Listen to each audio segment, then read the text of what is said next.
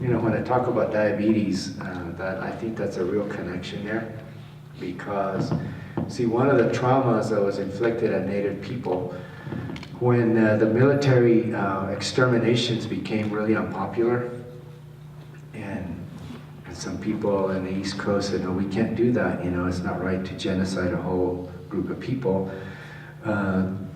They brought in General Sherman. And, you know, since he was, I don't know how many stars he had, but they asked him, well, how are we going to solve the Indian problem, you know? And so he thought about it, and he said, well, one way to do it is to destroy their commissary. And so that's the military word for food. And so now he's having that intent in his heart mind to do sorcery on the food. And so with his actions, he threw a lot of violence into the food supply.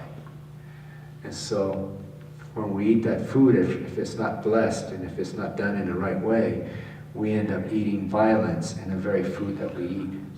Because that violence was put into the earth and into the food with intention.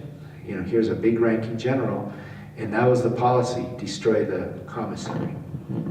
So a lot of people have diabetes. Just yesterday morning I was in Fresno, California, and there was a room with over 100 Native people with this thing called diabetes. Some of them were in wheelchairs and they were missing body parts, and well, you know what it does. And when I see that, I say, well, that is serious violence. If somebody takes a body part from you, that's violence. And where's that violence coming from? Well, we can trace it at least to General Sherman. And if we can start tracing it spiritually like that, then we can start letting go of the sickness. See, because now they tell us that there's nothing you can do about it. But I believe that there's something you can do about it.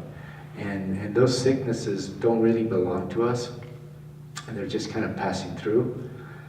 And we need to see them as just passing through, and that we are not the sickness. And that's one of the big differences between the Western way of diagnosing and my understanding of diagnosis. And when you go to your IHS doc, or whichever doc you go to, I'm not picking on IHS because I used to work for IHS, so some of my best friends work at IHS. You know, they make pronouncements, and so they have a naming ceremony when they diagnose you. And so they say, you are a diabetic, you are an alcoholic, you are a major depressive disorder. See, and those words in the air, when you put them out there, the patient takes a breath, and now it goes in there, and now it goes into their black world, and it starts developing a life of its own. So a lot of times, the very people, unconsciously, because a lot of them don't know they're doing this, a lot of people who are treating our people are making them sicker, because they're not careful of how they use the words. And it's really, really important that they understand that words have power. And when you put the words in this air, they go everywhere. And especially to the Native patient, I mean, especially if it's an elder that understands kind of in the old way and hears this person in power says, you are, they take it in and then they become it. And then they can't get rid of it. Because, as you all know, if a bad sorcerer does something bad to you, you need to get a bigger sorcerer to make it better, right? That's the rules. So if a big doctor does that to you, you're going to have to get a bigger doctor to take it out. But where are you going to find another doctor that says, wait a minute, you're not a diabetic, you're a human being who's being visited by the spirit of diabetes? That's really the way it should be done. And there are some docs that are doing that. I did a talk in the Midwest, and there was a lot of high-ranking PHS doctors in the audience, and it was a diabetes thing that we were talking about. And I talked about it like this, and when I was done, the main doctor, the fourth striper, came to me, and I thought, oh boy, he's going to let me have it now. And but instead, he shook my hand and he said, I will never tell a native person that they're diabetic ever again. That's what he said to me. He says, from now on, he says, I'm going to say, you're being visited by the spirit of diabetes. So it really changed him. And here's this high-ranking doctor that actually understood what was being said. And so the patients that he has for however many years are going to hear something really different from this human being. And those are the, I mean, it seems like a real small change, but it's really not, because the very next day, I don't know who he saw, but whoever he saw in his practice heard different words from him. And what that does is it reinforces Indian identity, but it also helps the native person to get well. Because if something is visiting you, that means it can also leave, right? But if you are the thing, then there's not much you can do about it. And so if you are an alcoholic, well, you're kind of stuck. But if alcohol is visiting you, well, that's a whole different thing, because it's moving and it's kind of like that, and it's not solid. And it's really important how we talk to people. And over the years, I've learned that it's a lot better to talk in this other way.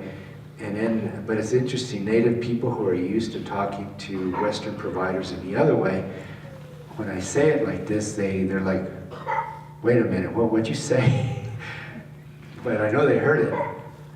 See, a lot of times they say, well, they come to me and say, well, I'm a major depressive disorder, and I'm suicidal, and I'm this and that. And my response to that is, well, what did your mother call you? And they're like, but I know they heard me, and they're like, whoa. I said, she didn't call you alcoholic, she didn't call you a diabetic, she called you by name, right? That's who you are. And these other things are kind of extra, and we can deal with those in a good way, but you need to know who you are first. And so it's that restoration of identity that is also one of the best things in preventing suicide. Because if there's nobody there because you've left, it's real easy to kill yourself because you're not killing anybody. But if you bring back the soul and the spirit, and a person knows who they are, and they understand who they are as a human being, as a native person, then it's a lot harder to think of killing yourself because there's somebody there. And if you have that understanding, then you understand that your relative over here also is a human being and has all those qualities. So it's going to be a lot more difficult to do violence on them, because now you're realizing that they are also sacred and they're holy. And to do violence on something that's sacred and holy is totally against the rules. So I might be overdoing this and taking too much of your time, but is there any other things that you might want me to say something about, or that you want to come up here and tell the group so that we can make it a conversation? Oh, yes, sir. And then is it a collective healing, or is there individual healing? Oh, for trauma? Yeah, for trauma. Yeah, it's both. And see, within what I think of native cosmology, there is no separation. And so if I heal myself, then I'm also healing the rest of the community. And because we're not separate. And it might not look like all of a sudden everybody's made well, but by one healing oneself, it does create that collective healing. But then there's also collective ceremonies that need to be done. And most native ceremonies, as you know, as you all know, are not individual. The whole community can participate, right? Everybody can be there, and so the ceremony happens.